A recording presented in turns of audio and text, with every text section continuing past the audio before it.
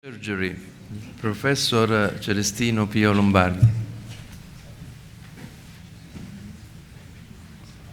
Wow, how many you are here this morning? It's very early. Thanks, Giorgio, thanks, Julio, and thanks, Greg and Rocco. I will start from Egyptian. No, don't worry. Only to assess that also in ancient era, there is someone who was occupying about medical care. And maybe the first step of guidelines. Which are the guidelines?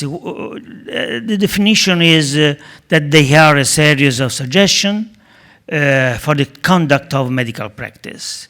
Of course, they include advice on treatment of particular disorders and so on. But they are not prescriptive or directive. But doctors who fail, this is important for us, to follow widely recognized guidelines may be at risk for legal action. So the practice also for this moment, for this series, the practice of publishing guidelines has grown steadily in recent years. And they start from the evidence-based medicine. What is it and what is not it?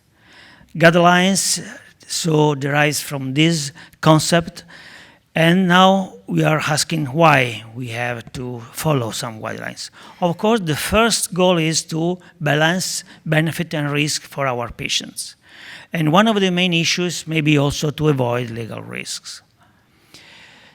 Why this? Because the malpractice litigation here after thyroid surgeries is a problem, maybe a problem.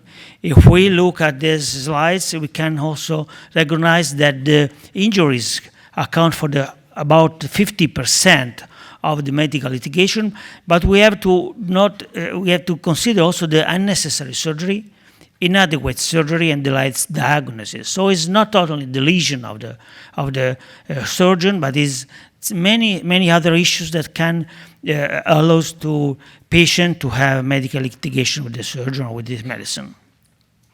One of the main issues is also the criticism of the surgeon volume, the center volume as a predictor of outcomes in inpatient, outpatient patient. Of course, if you look at these slides, less complications are usually occurred in centers or surgeons that have a volume more than 100 operations per year, about 55%. So the complication, you can see that decrease progressively following the higher number of cases treated. If we look in Italy, where we have about 40,000 operations per year, you can see that the major part, but it's the same also in the United States, the major part of patients are treated in centers with very, very low volume of cases. The 72% less than 10 operations per year, and only the 6% are conducted the operation in a center with more than 100 cases per year.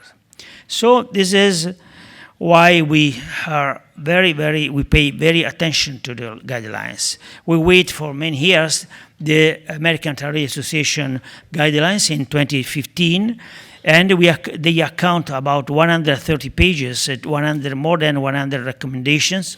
So maybe for us, we are surgeons, we are workmen. Maybe it's difficult to remember or to consider this when we are operating or we are the patient in front of us in our clinics. So we joined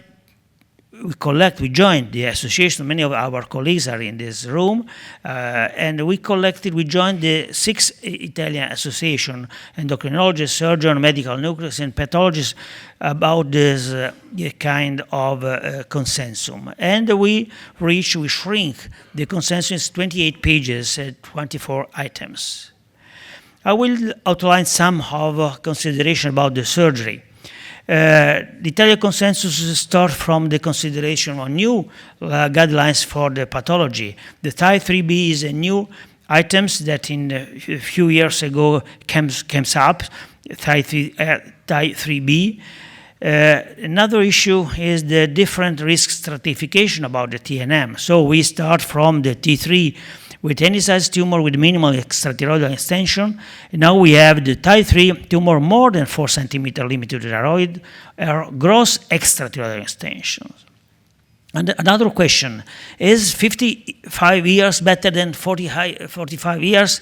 We don't know. We don't know why this kind of 10 years, but maybe the evidence could lead for this consideration.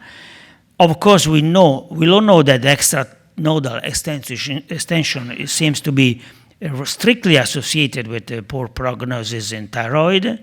And this line, this slides is all of us know these slides, where we do not consider it more the boxes strictly confined with low risk, intermediate risk, high risk, but this is a line continuing from bottom to top to consider the different risks for patients. So many items involved in the consideration of treating this patient. So, which are the questions for guidelines? When thyroidectomy is indicated, which strategy should be performed, total or lobectomy?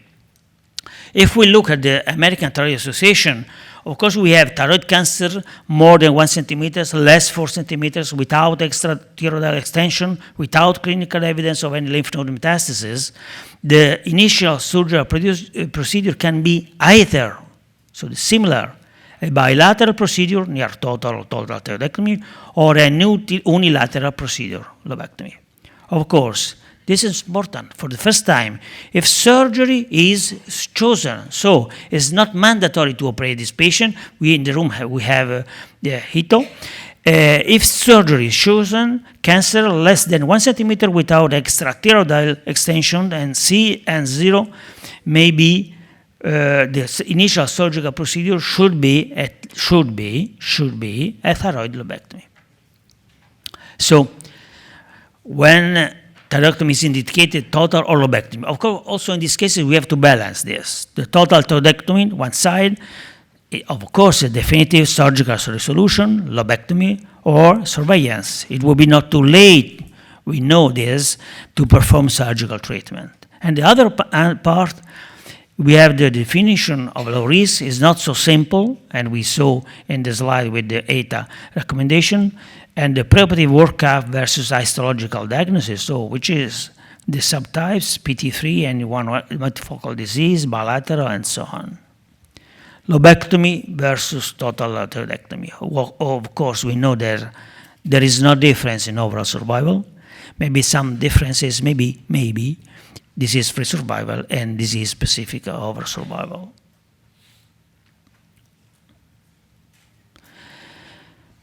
In this review about total thyroidectomy versus lobectomy, we know that the total thyroidectomy, of course, is associated with lower recurrence rates as compared to thyroid lobectomy, but however, in this is not translating significantly to improved survival rates. So this is very important. So that in incidental papillary thyroid carcinoma, without multifocality, extracapsular invasion, or histological proven metastasis, their lobectomy is associated with very low risk of recurrences and may be considered as an acceptable approach. Maybe we can also follow this patient, and we know that within 5 years we can know if the surgical approach was good or not regarding the recurrences. So we can also think that for properly selected low-risk patient, hemithyroidectomy is a safe treatment, and this is a new way, above all in Europe and in Italy. Which are the advantages of lobectomy? Of course, we reduce 50% less, of course, is a simple mathematical operation, reducing femoral laryngeal nerve injury. Of course, we go only one side of the patient.